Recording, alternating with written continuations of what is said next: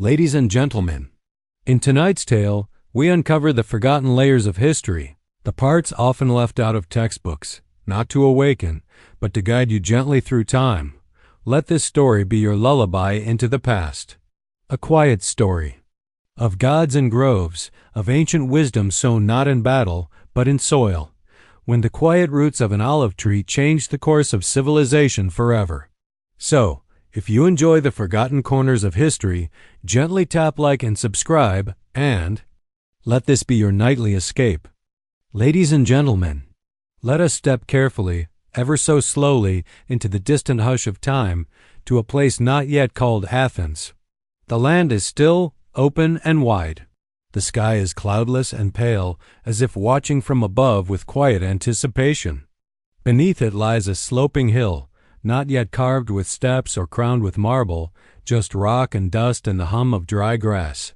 There are no temples here, no statues, no names yet chiseled into stone, only the bare bones of a city waiting to be born. The ground underfoot is warm from the midday sun, cracked and thirsty. Sea winds blow gently across the plain, stirring the olive-gray shrubs that grow in wild disarray. From time to time, birds trace lazy circles overhead, as if they too are waiting for something. Not a battle, not a king, but something softer, something older. This was a time when the line between the divine and the earthly was still blurred, when mortals might look over their shoulder and wonder if the wind that passed by carried the breath of a god. They called this place Cecropier, named after a half-man, half-serpent ruler whose legend wrapped itself around the earliest stones. But the name had not yet settled like dust. It was whispered, uncertain, like the rest of the world around it. There were people here, of course, but few. They lived close to the land, not in palaces, but in small, sun-baked dwellings nestled between scrub and stone.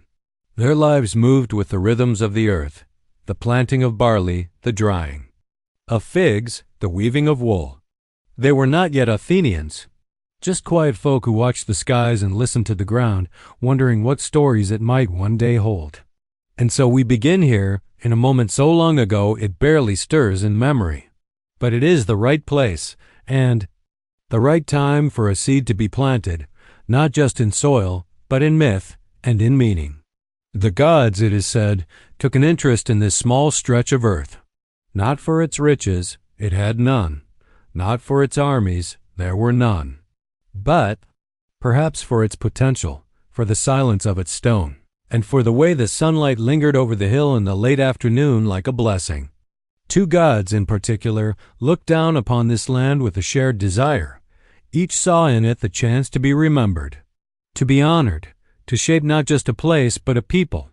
The first was Poseidon, lord of the sea, bearer of earthquakes and storms. He, with his deep roar and restless energy, saw this inland hill and imagined it bent to his will, its wells fed by salty springs, its ships bearing his name. The second was Athena, quieter, watchful, sharp-eyed. She did not crash or quake. She observed. She waited. She listened to the land. But we are not yet at their contest, not yet at the moment of choosing. First, we must walk through the land, as it once was, before gods left their marks, before myths hardened into statues, before olive branches carried weight beyond their shade. Imagine it now, as it was, low hills rolling out to the sea, the water flickering like melted silver under a lazy sun. Small paths wind between thorny brush where the scent of sage and dry thyme lingers. Goats bleat softly in the distance. A shepherd hums an old song that no longer has a name. At night, the stars are clear, untouched by fire or forge. The people sleep on mats close to the ground, under roofs woven of reeds. They rise with the sun. They sleep with the dark. There is no rush, no kingdom, no acropolis, only rhythm and breath. And yet, beneath this simplicity, something stirs. Not ambition, not conquest, but a quiet readiness, as if the soil itself knows it is about to become sacred. One evening, as dusk folds over the land, the wind shifts. It carries with it the smell of the sea, mingled with something unfamiliar, the scent of something green, though no rain has fallen. A shepherd pauses mid-step. An old woman looks up from her weaving. The cicadas hush for just a moment, not out of fear, but out of recognition. For in stories handed down around embers, the gods do not announce themselves with horns and banners. Often they arrive like this, softly, through changes in wind and silence, through dreams and symbols, through a gift left behind, unnoticed at first, but destined to change everything. On the high rock, the one that would one day hold temples and crowds and flagstones kissed by centuries, there is only dirt and stone. But something is waiting there. A moment, a choice, a promise. And under that fading sky, as night falls, and the world turns gently on its axis, we pause too, not to wonder what will happen, but to feel the weight of what has not yet begun. Because sometimes history does not begin with battles or banners. Sometimes it begins with quiet, with dust, with a seed not yet planted, but ready. And the land that would become Athens waited. The light of dawn spills slowly across the rocky rise that will one day be called the Acropolis, not yet paved, not yet crowned with marble columns or echoing with footsteps. It is still wild, still waiting. The sky above is cloudless, painted in the soft, faded blue of an early Mediterranean morning. Below, the waking land is silent, save for the occasional call of a seabird gliding over the hills. It was here, on this very outcrop of stone, that two immortals are said to have met, not in battle, but in rivalry, not with swords drawn, but with offerings in hand. They were gods, yes, but on this day they came not to command, but to compete. The stories say the people of the land, the quiet villagers who would one day be called Athenians, wished for a patron deity, a divine guardian who would bless their soil and protect their future. The land was small then, humble in its means, but full of possibility. And possibility, as the gods knew well, is a precious thing. Poseidon, ruler of oceans and shaker of the earth, was the first to step forward. Tall and towering, his beard salted with sea foam, his presence carried the scent of the deep, brine and storm, kelp and power. His voice rolled like distant thunder, though he had not come to rage. He wanted the city. Or rather, he wanted to shape it in his image. For what could not be improved, he thought, by the touch of the sea? Without a word, he raised his trident high. The villagers, scattered and unsure, watched from the hillsides. A hush fell across the stones. Then a single, sudden strike. The trident pierced the rock. From the wound burst a tall fountain of water, glittering in the sun. The crowd gasped. The gods above, it is said, paused their own matters to observe. But as the water flowed down the stone, its sparkle turned bitter. The villagers rushed forward to taste it and spat. It was salty, beautiful, but undrinkable. Poseidon had offered them a spring, yes, but one that belonged to the sea, not the land. There was a silence after that, not out of disappointment, but out of uncertainty. What did it mean to receive such a gift? Was it a promise of strength or of hardship? Then, without fanfare, Athena stepped forward. She was different from Poseidon. She did not loom nor roar. She stood steady, calm, her eyes cool as flint. The wind, it is said, quieted when she walked. Even the leaves seemed to listen. She did not raise her arms or call forth thunder. Instead, she knelt beside the stone. With one hand, she touched the earth. Fingers pressed into the warm dust as though listening to the heartbeat beneath.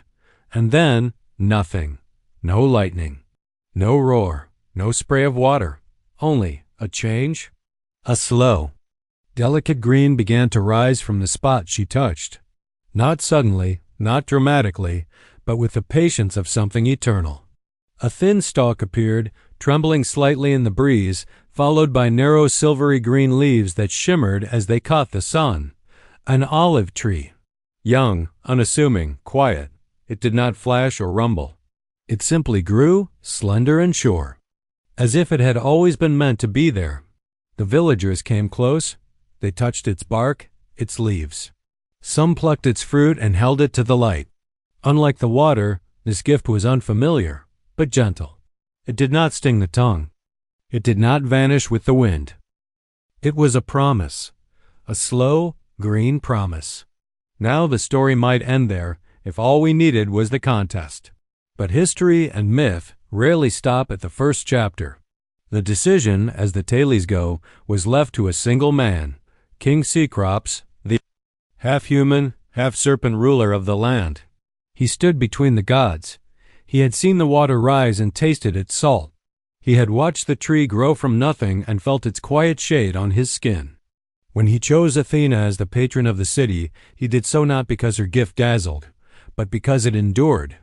A spring can dry, a wave can crash and fade, but a tree remains. And in this he chose well. Athena's gift was not just a tree. It was food. It was oil. It was wood. It was shade. It was peace. It was patience. It would take years before its full value was understood. Decades before its oil lit the lamps of homes. Centuries before its leaves would crown the heads of victors in the Panathenaic games. But on that day, quietly, gently, the course of civilization shifted. It is said that even Poseidon accepted the outcome with a reluctant nod. For though the sea is vast and furious, even it knows the power of a rooted thing. From that day on, the city bore Athena's name. And in time, it became a place of philosophers and builders, of sculptors and soldiers. But beneath all the stone and strategy, there was always the tree, the olive, the quiet beginning. If you walk the Acropolis today, amid the ruins and tourists, you can still find an olive tree near the Erechtheion, the temple that honors this very tale. They say it stands where the first one did. It may not be the same, but it carries the memory leaf by leaf. And if you place your hand on its bark, you might feel the echo of that moment, when a goddess chose not to conquer, but to plant. This was no accident, of course, or maybe it was. Perhaps Athena didn't know the full reach of her gift, how far it would travel, how deeply it would root itself into human life. Perhaps in giving the olive tree, she thought only to outwit her rival, to win the contest, to gain the city. But in doing so, she gave something much greater. She gave something that did not flash, but lasted. That did not overwhelm, but nourished. That did not claim the land, but lived with it. A gift not of dominion, but of devotion. And from this soft victory, this quiet planting, the olive, industry was born, not with factories or merchants, but with fruit and time, with stone presses and sunlit groves, with patience. But we're not there yet. That part of the story, the slow, winding path from sacred tree to ancient trade, still waits beyond the hills. Tonight, we rest in this moment. The hill is quiet again. The gods have gone. The people return to their homes, whispering of the goddess who brought forth life from dust. And the olive tree stands, slender, shimmering, humming with peace. The olive tree did not dazzle at first. It did not erupt into blossom overnight. Its bark was not gilded, its leaves were not jeweled. To the untrained eye, it seemed nothing more than a wiry thing, crooked, lean, almost too modest to matter. It stood, neither tall nor commanding, its branches bent in strange, graceful angles, as if bowing forever toward the earth that birthed it. But the people watched it. They passed it daily. Children played in its shade. Elders sat beneath it, in the warmth of the afternoon sun. And though it bore no obvious grandeur, there was something about it, something that made them pause. The olive tree, unlike the flashier offerings of gods, was not a spectacle. It was, from the beginning, a companion, quiet, useful, steady. And slowly, almost imperceptibly, it began to offer its gifts. The first olives were small and bitter, not suited for eating straight from the branch. But someone, perhaps a curious woman with time to spare, or an elder with a mind for such things, discovered that soaking them in water, brine, or even ash would soften their sharpness. With patience and time, they transformed from inedible kernels into something rich, savory, and nourishing. It was not a revelation, not a moment that changed everything overnight, but rather a whisper of usefulness, a slow blooming of potential. The people began to keep the olives, to ferment them, to store them in clay jars. And then came the oil. Olive oil, golden and thick, was not drawn by accident. It required labor. The fruits had to be gathered at the right moment, neither too ripe nor too green. They had to be crushed, their pulp strained, their essence coaxed from flesh, and put through woven bags and heavy stone presses. It was a quiet alchemy, no fire, no metal, just pressure, patience, and a kind of reverence. The oil that emerged was unlike anything else, smooth, fragrant, long-lasting. It was not only food, it was light. Clay lamps, filled with this oil, and set alight with a single wick, glowed gently through long nights. In homes and shrines alike, the olive gave vision to the dark. In its glow, stories were told, garments mended, scrolls written, prayers whispered. The warriors found another use. When battle left them bruised and aching, when wounds festered or skin cracked from sun and salt, it was the oil that soothed them. Mixed with herbs or warmed gently, it was rubbed into skin, across scars, into tired joints. The olive healed, not with thunder or miracle, but with care. Women used it in their hair, in their kitchens, in their rituals. Infants were anointed with it at birth. The dead were bathed in it before burial. From the cradle to the grave, the olive was present. And in this, it began to shape a people. They planted more trees. Not in orchards yet, not in the organized rows of later centuries, but wherever the land allowed. Hillsides, valleys, rocky soil that refused to grow barley or wheat. The olive needed little. It thrived where other plants withered. It reached into poor soil and drew out richness. It asked for time, not tenderness. The trees grew slowly. Years passed before they bore fruit, but they lived long, decades, centuries even. Some outlived those who planted them. Their trunks thickened, twisted like rope. Their roots clutched the land like fingers holding fast. Over time, every part of the tree found purpose. The wood, dense and fine-grained, was carved into tools, bowls, idols. The leaves, when crushed, gave off a faint medicinal scent. The pits, dried and ground, could be burned for fuel or scattered into soil. Even the branches, pruned carefully each season, were gathered and woven into wreaths. But most of all, it was the oil that endured. Stored in large amphorae, sealed with wax or clay, it could last for months, even years. While milk soured and meat spoiled, the olive's essence held firm.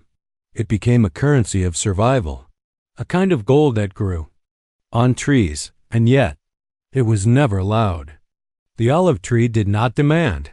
It did not bloom in great displays or perfume the air like citrus. It stood, patient and gnarled, bearing its fruit with quiet pride. It began to be revered, not as a miracle, but as a partner, a living ally, in the daily act of staying alive. In times of drought, it still bore fruit. In rocky terrain, it held its ground. It gave not everything at once, but something always. And so the people gave something back. They began to speak of the olive with reverence. Not only in myth, though Athena's name was always near, but in practice. It was no longer just a tree. It was heritage. It was identity. In small rituals, families poured a drop of oil into the fire before meals. In village festivals, olives were served alongside bread and wine as symbols of peace and abundance. The tree was woven into poetry, into lullabies, into law. One story tells of a woman who planted a young olive at the birth of her first child. When the child married, years later, the branches were used to weave a crown. And when that child died, the wood warmed the home where the family gathered in mourning. The olive was never just food. It was a timeline, a witness, a thread between generations. And so the gift Athena gave, a small trembling sapling on a dusty hill, began to root itself not just in soil, but in memory. The people began to pass knowledge of it down, how to prune it, when to press the fruit, how to store the oil. These were not sacred texts or temple rites. They were murmured instructions. shared gestures. A kind of silent literacy passed from hand to hand like the fruit itself. There is something deeply human about this part of the story, because it was not just a goddess or a king who made the olive important. It was the people, nameless, ordinary, enduring, who gave the tree its true power. They watched it, learned from it, lived alongside it, and in return, it never stopped giving. Even now, when we look back across the centuries, it is not the thunder of Poseidon's trident we remember most. It is the quiet of Athena's gift and how that quiet grew louder with time.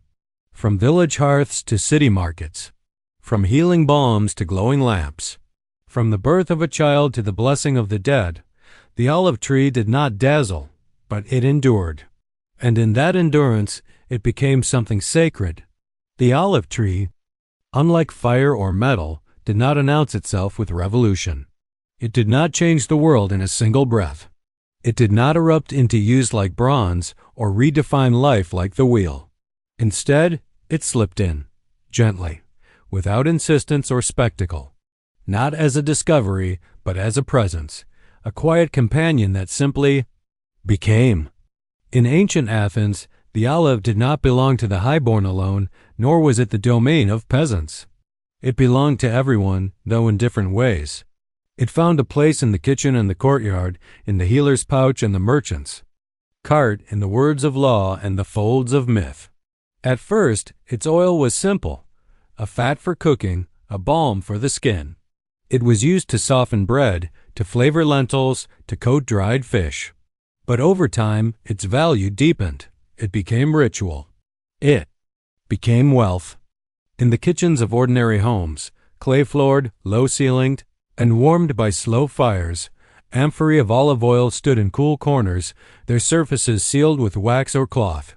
The women who tended these kitchens knew the signs, the right smell, the golden hue that meant the oil was still fresh. They would pour it into shallow dishes, mix it with herbs, drizzle it over cheese, or mash it into paste with garlic and salt. When meat was scarce, it was the olive oil that gave food depth and life. But it didn't end at the hearth. In the cool stone chambers of temples, olive oil burned as offering. In brass lamps, it cast a slow, flickering light before marble statues. The flame was not just practical, it was sacred. To light a lamp with olive oil was to call the gods softly, not with smoke and blood, but with warmth and glow. The oil carried prayers upward in the shimmer of its flame. Weddings, too, bore the touch of the olive. In some households, jars of oil were part of the dowry, not as decoration, but as a pledge. A gift that promised nourishment, healing, light. Brides were often anointed with oil before the ceremony, their skin rubbed until it gleamed beneath fine linen. To smell of olive oil was not commonness, but care, a sign that one had been tended to with something old, something good. And for the dead, the olive did not turn away. When someone passed, their body was washed, wrapped, and laid to rest, but before that, it was oiled, not as luxury, but as love. The oil, warmed between hands, was spread across limbs, into hair, over feet. It was a last kindness, a parting touch that lingered even as the body cooled. Some believed the oil carried part of the soul. Others simply trusted its scent to soften grief. The olive tree and its oil had become more than useful. It had become intimate. Children were rubbed with it to protect them from the dry winds. Soldiers carried small flasks of it on campaign to treat cracked lips and stiff joints. Athletes at the gymnasia, those open courtyards where bodies trained in minds, debated, would oil their limbs before exercise, both to protect the skin and to show the gleam of strength. Afterward, they would scrape the mixture of sweat, dust, and oil from their bodies with curved bronze strigils, a daily ritual, part cleansing, part pride. Winners of the Panathenaic Games, held in honor of Athena herself, were not given coins or trophies. They were awarded amphorae, tall, painted vessels filled with the finest olive oil. It was not a consolation prize. It was currency, power, status. The oil in those jars came from the sacred groves tended under strict protection. To possess it was to hold something divine. In the marketplace, the agora, with its colonnades and shouts and sun, olive oil moved like blood through a city's veins.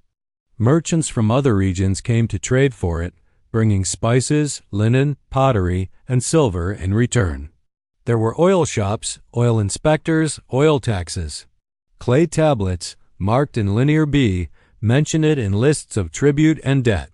It was not a product. It was a pillar. And still, it remained humble. In small villages outside the city, far from the bustle and noise, the olive tree stood behind homes and beside wells. Children climbed its branches. Old men leaned their backs against its trunks. Women, aprons dusted with flour, pressed leaves into wreaths to crown statues of Athena in quiet corners of the home. The tree aged with the people. Some grew twisted and hollow, their centers gone but their branches alive. Others bore fruit long after the hands that planted them had turned to dust. In times of war, when grain was stolen and vineyards burned, the olive trees often remained. Raiders passed them by, perhaps out of respect, or perhaps because uprooting them took too long. And when the fires died and the smoke cleared, it was the olive tree that still stood, bearing fruit the way it always had, slowly, generously, without complaint. Children grew up measuring time by the olives. When the fruit darkened, autumn had come. When the oil was pressed, the new year loomed. When the jars were sealed, the long quiet of winter approached. In art, the olive branch became a symbol, not loud or majestic, but persistent. It appeared in pottery scenes, held by messengers or placed before kings. It adorned coins. It edged friezes. It became shorthand for peace because that's what it brought, not an end to conflict, but the return of daily life, of bread and balm and the gentle rhythm of home. The philosopher might debate the nature of truth, the general might shout orders into the wind, but the olive tree, it simply grew. And perhaps that's the most remarkable thing of all. Not that it healed, not that it fed or lit or anointed, but that it did all these things without asking anything but time. No single moment marked its rise. There was no one day when the people woke and realized they could not live without it. It was never a spectacle. It was a quiet thread woven through everything, through laughter and mourning, through worship and work, through birth and departure. Athena's gift had taken root not just in soil, but in custom, in memory, in the living of life itself. And in that slow, unnoticed weaving, the olive became what few things ever do, essential. We now step into the groves, not the orchards of modern farms, wide and uniform, but the old groves, the ancient ones, scattered across the rocky hills of Attica, where the wind moves slowly and the soil cracks beneath the summer sun. The olive trees here are older than cities. Their trunks are thick and gnarled, twisted into shapes that resemble faces if you look long enough. Some lean as if tired from holding the sky. Others split at the root, forming hollow mouths that children once dared each other to peer into. These groves were quiet places, and yet never truly silent. When the wind swept through, the leaves whispered, a soft, ceaseless murmur as if the trees were speaking among themselves. The sound was unlike that of other foliage. Not a rustle, but a dry shimmer, like parchment being turned in invisible hands. To walk through an olive grove in ancient Athens was not merely a journey through nature. It was a passage through reverence. These trees were not simply agricultural. They were ancestral, mythical. Some were believed to be descended from the very first tree, the one Athena planted during her contest with Poseidon. Others, though younger, were considered part of that sacred lineage. They were watched, not by priests alone, though temples kept their own trees with oil pressed only for ritual. They were watched by the city, by the state. Laws protected them. One could not simply plant or uproot an olive tree without permission. The penalty for cutting one down, especially a sacred one, a moria, was severe: exile, confiscation of land, in some cases death. For to harm an olive tree was to strike at the very soul of the polis. And then, at the heart of these groves, or often just nearby, stood the presses. The olive press, the quiet engine of the ancient Mediterranean, was a structure of stone and wood, often nestled in the courtyard of a home or attached to a rural sanctuary. It was not grand, it did not shine, but it was essential. A pair of large millstones, turned by hand or mule, crushed the olives into a thick green paste. This paste was then spread onto mats, woven discs of fiber, which were stacked beneath. A press beam, slowly tightened with heavy stones or wooden levers. The oil did not rush out. It seeped. It emerged like honey from a hive, thick, golden, slow. It collected in shallow basins where it was skimmed and poured into jars. The air around a press carried the scent of fruit and labor, sharp and earthy, pungent in a way that stayed on the hands for days. To own a press was to hold power. Not the loud power of armies or coins, but the soft, steady kind. A family with a press could feed itself through lean winters. It could barter for grain, cloth, firewood. It could fill amphorae and send them to market. It could offer a dowry. It could fill its lamps through the long months when the sun lingered less. But there were those who held something even more rare, stewardship of a sacred grove. These groves, designated and recorded by the city, were not worked for personal gain. They were cultivated for the public good and for the gods. Their oil went to temples, to rituals, to prize jars given to athletes. They were maintained by appointed guardians, often citizens of good standing, and their boundaries were marked by stones or carved posts. No one touched these trees without permission. Even the fallen branches were accounted for.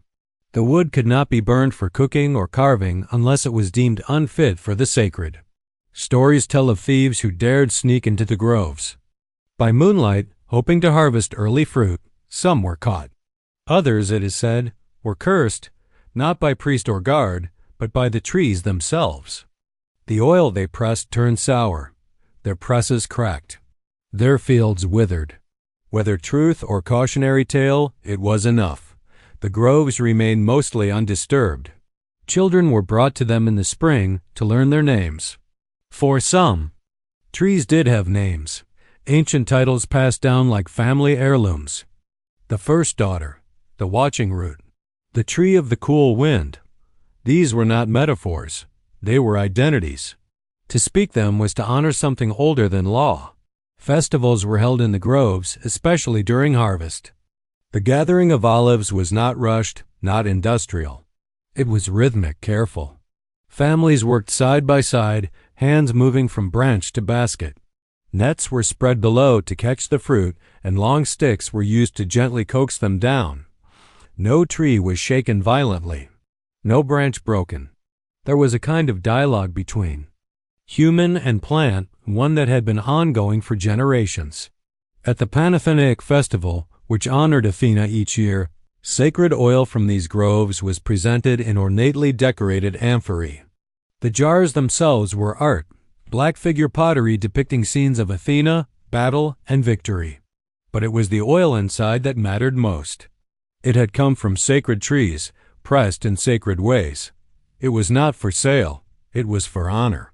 Some of that oil was stored in the city's great stone reservoirs, carefully guarded, inventory taken and recorded by officials. There were entire offices dedicated to the management of sacred olive oil. Clerks, inspectors, watchmen. The olive had created its own bureaucratic ecosystem. And yet, despite all this structure, the groves themselves remained peaceful. Even amid legislation and oversight, they were quiet places. Walking among the trees, one could feel time slow. The air changed, drier, lighter, tinged with the sweetness of crushed leaves and old wood. The ground beneath was soft with fallen olives and dust. Elders came here to sit, not speak. Lovers carved initials into bark, believing the tree would remember. Children played, but with a certain hush, as if they sensed they were being watched by more than birds. And so the olive, through these groves and presses, became not just a resource, but a rhythm. A rhythm of gathering, of pressing, of storing. A rhythm of law, of reverence, of memory. The sacred groves did not spread by conquest or ambition. They expanded slowly, like roots. They required patience, and they taught it in return. They reminded people that some things cannot be rushed, that some gifts are not meant to dazzle, but to endure, and perhaps that is why they lasted. Why? Even now, if you walk the hills outside Athens, you may still find the descendants of those first groves, trees older than empires, pressing their roots deeper into the same soil, their leaves whispering prayers into the same wind.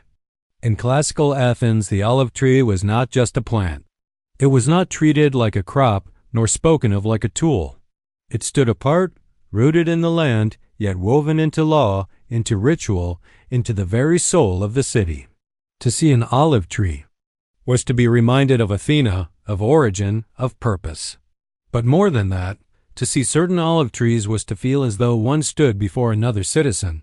For some trees had names, not names assigned by poets or gardeners, but names recorded in public documents, spoken in assemblies, whispered by the old. There were not hundreds, just a few. The Moriae, the sacred olives, believed to be direct descendants of the original tree Athena gave during her contest with Poseidon. These trees were not grown. They were inherited. Their locations were marked with care. On hillsides, in fields, near city gates or public roads, wherever they stood, those spaces were watched. The Moriae were surveyed regularly by officials known as epimeletai, caretakers appointed by the city. It was their duty to inspect the trees, record their health, and ensure no harm came to them. A broken branch, a missing stone marker, a shift. In bark, it all mattered. To injure one was not a small offense. It was not treated like damaging property or disturbing the peace. It was sacrilege, civic and sacred. Those found guilty of harming a Moria tree could be exiled, stripped of their property, even sentenced to death. Trials were held. Witnesses called. And always the tree itself stood at the center, silent, ancient, dignified. Why such reverence? Why such weight placed on a tree? Because in Athens, trees were more than useful. They were stories. They were symbols. They were echoes of a moment when the divine brushed the earth and left behind something living.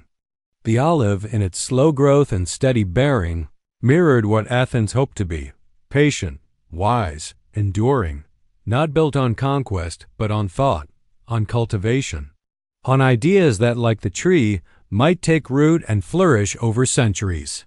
In neighborhoods across the city, even the less sacred olive trees were treated with a certain gentleness.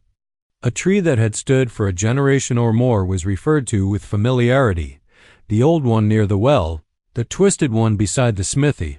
People shaded their animals beneath them, met lovers under them, gave directions by them. They were markers, companions, reminders of how time stretched long before and beyond any single life. Some trees were said to react to the weather, to voices, to loss. There were tales of one tree near the walls that dropped its fruit early when the city went to war. Another, outside the academy where Socrates once strolled, was believed to bend its limbs more each year, as if listening for echoes of debate. Whether true or imagined, these stories were not told to impress, but to comfort. They made the trees familiar, almost human. It wasn't just sentiment. It was governance. Olive trees, especially the sacred ones, were logged in public registers. They were taxed differently. They were part of inheritance disputes. A man might pass down a plot of land with the promise that a specific tree upon it remain untouched. A family's honor could be bound to how well they tended a certain tree. An argument about pruning could escalate into courtroom drama. And yet, despite all this structure, the relationship was never cold. It was affectionate. To prune an olive tree was a skill passed from parent to child. Not just where to cut, but when. How to leave the shape open to sunlight. How to gather the branches without breaking their rhythm. There was always a respect, a patience. One did not rush an olive tree. One tended it the way one listens to a story, slowly, attentively, with care not to interrupt. Philosophers wrote about the olive as metaphor. Statesmen referenced its steadiness in speeches. In tragedies and comedies alike, the olive branch might appear as a gesture of peace or stubbornness or tradition. It was ever present, but never tiresome. Like a quiet neighbor who'd lived on the same street longer than anyone else, watching eras rise and fall from the same patch of soil. And then there were the trees within the city walls. Near the temples and stoas, olive trees were part of daily civic life. They framed courtyards, offered shade to the elderly who gathered to talk, gave rhythm to children's games in the dust. Some grew near the law courts, their shadows creeping slowly across the tiles as cases were heard. It is said that one such tree grew so near a magistrate's bench that he would lean against it between rulings as if borrowing its calm. In times of political unrest, and there were many, the olive tree served as a reminder, not of power, but of continuity. When tyrants fell and orators rose, when generals marched and philosophers argued, the trees remained. They bore witness, not with judgment, but with presence. There's a softness in imagining that among the marble and debate and the restless pulse of democracy, there were these quiet, leafy citizens simply standing, simply being, offering shade, bearing fruit, anchoring memory. And perhaps, too, they offered balance. For Athens, brilliant though it was, could be restless, full of ideas, ambition, tension. The olive tree offered another rhythm, a slower one, a reminder that greatness need not come in bursts of glory, that some of the most important things grow quietly, over time, in place, so the trees stood. Generations passed. Children were named beneath them. Widows wept beside them. Songs were sung in their branches. Arguments were had beneath their leaves, and peace was made in their shade. They were not just plants. They were participants. They were witnesses. They were, in the Athenian sense of the word, citizens. By the time the marble temples of Athens caught the full weight of the Mediterranean sun, and philosophers filled the air with questions older than stone, the olive tree had already extended its quiet reach far beyond the hills of Attica. It did not travel by force. It did not march with armies or sail on warships. It moved more softly, tucked into the rhythm of trade, nestled in the daily rituals of merchants, farmers, and sailors. While empires rose and collapsed, while treaties were made and broken, the olive tree traveled calmly, its gifts packed carefully in clay. Along the wide stone roads of Attica, carts creaked under the weight of amphorae, tall, narrow vessels, each sealed with wax and stamped with the mark of the grove it came from. Some bore the symbol of Athena's owl. Others carried the names of stewards and landowners. They were not flashy. They were sturdy, designed for balance and bulk. They fit neatly into ships stacked side by side in dark, rocking holds. In Piraeus, the port of Athens, the harbors bustled not just with soldiers or fishermen, but with oil merchants. Barrels and jars of olive oil were rolled down wooden ramps and sorted by quality, by origin, by weight. Some were destined for the temples of Egypt, where oil would light the sanctuaries of foreign gods. Others traveled east, toward Phoenician coasts, where it was bartered for glass, dyes, or cedar. A few made the long voyage west, past the heel of Italy, into Etruscan hands. This was not conquest. It was presence. Wherever olive oil arrived, it brought with it something of Athens, not its armies, but its patience, its taste, its slowness. It became a kind of ambassador, a fragrant, golden thread binding the city to lands it might never see. The oil itself was prized, but the knowledge behind it traveled too. Athenian colonists, those who set off to establish new homes in distant lands, often brought cuttings from the groves of home. These were carefully wrapped, planted in soil that had never known the olive before. Some trees withered. Others, remarkably, took root.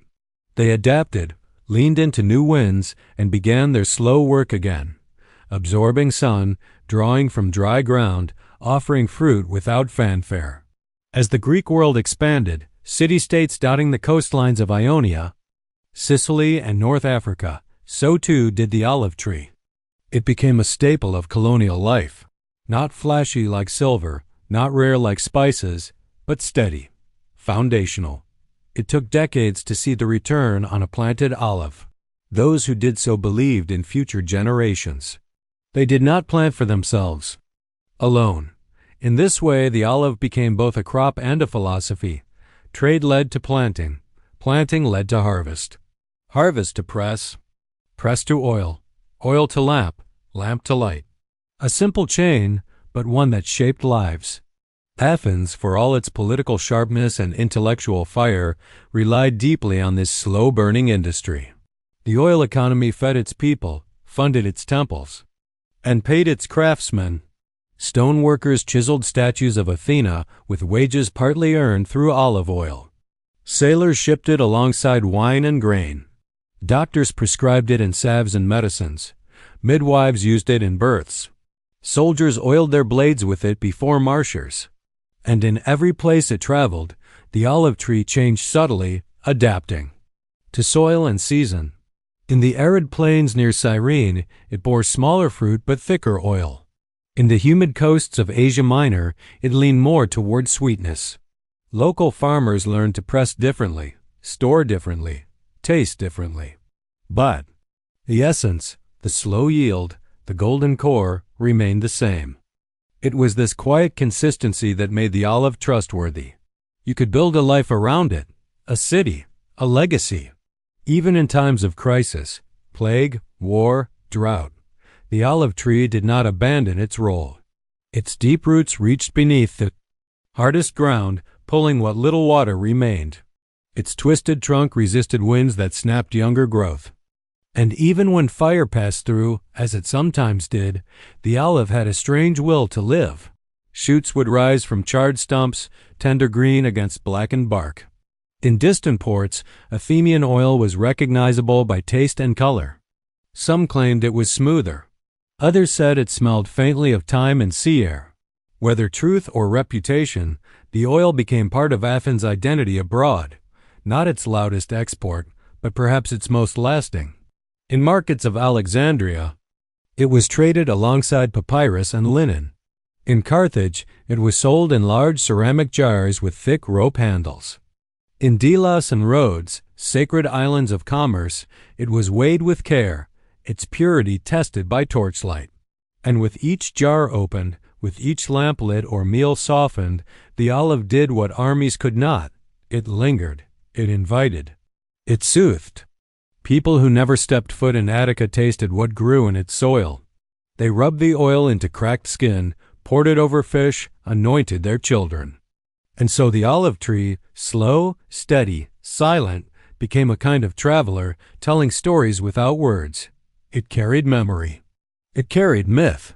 Some amphorae bore inscriptions referencing Athena herself, not as a goddess to be feared, but as a symbol of wisdom, of cultivation. A tree-shaped seal on a vessel might not mean much to the hurried eye, but to those who knew, it whispered of origins. Of that hill where a goddess knelt and changed the fate of a city with a sapling. By the time the classical age waned and new, powers rose, Macedon, Rome, the olive tree remained. Kings fell, languages shifted, borders moved. But the trees still stood. They outlived the empires that spread them. They remained in groves and courtyards, in temple gardens. And in their branches, the whisper of Athens traveled still, not with banners or horns, but with the press of fruit into oil and the flicker of a flame in a clay lamp at dusk. By the time Athens had passed from empire to memory, when marble cracked and vines crept over broken columns, the myth of Athena's olive tree still stood, not in stone, but in story. It had ceased to be a tale of gods alone. It had become something quieter, deeper, passed not by priests or poets, but by grandparents sitting at dusk, telling wide-eyed children how their city came to be. The contest on the hill, the salt spring that Poseidon gave, the olive tree that Athena planted, these were no longer divine rivalries. They were lullabies. They were lessons. They were the roots that held a people together, even as the world around them changed, even as history turned its gaze elsewhere, away from the gods and toward generals and calendars. The myth lingered. It lingered because it had never been just a myth. It was explanation and comfort. It gave reason to the presence of the olive, to its sanctity, its usefulness, its patience. The story of the goddess and the tree was not just believed, it was lived. In every oil lamp, in every twisted trunk, in every amphora carried to distant shores, the myth found new breath. Philosophers, for all their logic and letters, did not cast the story aside. Plato wrote of Athena's gift as a symbol of civilization, not brute strength, but cultivation. A slow victory. The olive, he observed, required nurture. It bore fruit not to those who seized it, but to those who waited, tended, learned. Aristotle, too, in his more practical mind, referenced the olive in his treatises on statecraft and property, but even he allowed room for reverence. The tree was too old, too central, too known to be dismissed as mere flora. And in homes far from libraries or lecture halls, the myth endured with even greater tenderness. Parents whispered it to restless children during long nights when the wind groaned against shutters. Elders told it beside fires while oil lamps flickered low. Some swore they had seen the original tree, the one in the Erechtheion courtyard, beside Athena's sacred precinct. Others believed the tree outside their own home had grown from a cutting of that first gift. None could prove it. None needed. 2. For in a city where olive trees were treated with the dignity of law and the intimacy of kin, the myth was never out of place. It gave shape to what already was. It reminded Athenians that what they built, their temples, their courts, their schools had grown not from conquest, but from something planted, something quiet. And though the gods themselves grew silent over time, their altars neglected, their names faded from coins, the tree remained. Not metaphorically, physically, real trees and real groves bearing fruit year after year. And in them, the echo of myth still stirred. Even Roman writers, inheriting Athens from afar, wrote of the olive with reverence. They told of Athena, or Minerva as they called her, and her gift. They marveled that such a small, unassuming plant could shape a culture, could outlive a pantheon. In the early Christian centuries, when old myths were questioned or repurposed, the olive tree remained welcome. It was too useful to abandon, too poetic to ignore. Its oil anointed the baptized. Its branches symbolized peace. Its groves, though no longer sacred to Athena, still drew pilgrims who sought quiet, who believed trees could still hold meaning. And perhaps they were right. Even today, amid ruins and restorations, the trees stand. The olive tree outside the Erechtheion is said to be a descendant of the first. No longer alone, it is fenced gently, visited often. Tourists snap photographs. Guides recount the story. Children still touch its leaves, wondering if gods once knelt here. And though no voice answers, the tree does whisper. Its leaves shimmer. In the attic breeze, its branches creak softly in the sun. Its roots clutch the same earth where the story began, not with thunder, but with a gesture. A hand pressed to the ground, a gift given without force. A myth planted, not shouted. It is no longer about belief. It is about memory. Because history forgets easily. It prizes dates and battles, names and treaties. But the olive tree remembers. Differently, it does not store names. It stores seasons. Dry summers, wet springs, harvests abundant or lean, hands that touched its bark, voices that passed beneath. And in those rings of memory, myths find room to live, not as facts, not as fables, but as roots. So even now, when dusk settles over the hills of old Athens and the wind threads through the leaves just so, it is easy to imagine the story once more. A city in need of a name, two gods standing still. One strikes the earth and brings forth thunder. The other kneels, plants a tree. And somewhere, far beneath the soil, the roots begin their quiet work. Tonight, the Mediterranean sleeps. Not in silence, but in a hush, the kind that lingers after centuries of stories have been told. The kind that breathes through warm air and soft soil. Somewhere in that hush, beneath a round moon and a sky full of old stars, the olive tree stands. As it always has, quiet, gnarled, and waiting. In distant villages across Greece and southern Italy, on the slopes of Spain and the shores of Palestine, olive groves still sway gently in the night. Their leaves shimmer silver beneath moonlight, and their trunks bear the marks of time like wrinkles on a well-worn face. They do not shout. They do not reach. They remain. Farmers still tend them, rising early to walk between their rows with the same patience their ancestors once had. They do not rush. The olive does not reward haste. It asks only for time, for care, and for a steady hand. There is something unchanged in that rhythm. In the soft creak of a ladder resting against an old tree. In the quiet press of fruit turned to oil at the end of autumn. In the scent of fresh leaves carried on the breeze that rolls in from the sea. It is not nostalgia.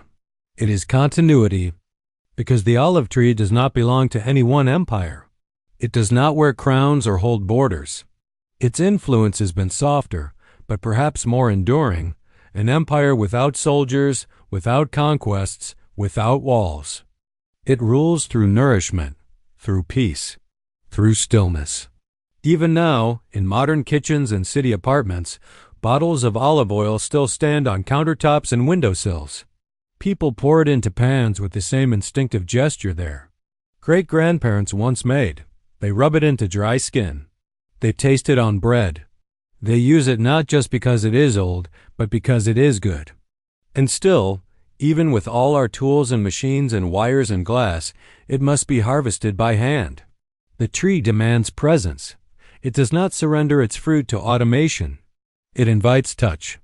And so hands, thousands of years apart, still return to the branches, gently pulling what the tree has chosen to offer. In this way, Athena's gift remains, not as a myth alone, but as a presence. Not in temples or epics, but in pantries and gardens. In the quiet press of work, in the warmth of meals, in the small blessings we rarely name. The olive has survived gods, cities, and centuries. It has seen languages change. It has watched empires collapse into dust. It has outlived the names etched into stone. And still it grows. Its roots do not forget. They twist into ruins and cradle the fallen stones of old sanctuaries. In some places, they burst through floor mosaics, wrapping their slow strength around forgotten thresholds. In others, they grow alongside roads that no longer lead anywhere except back to the tree. And even where war has scarred the earth, the olive finds a way. It returns. It regrows. It waits.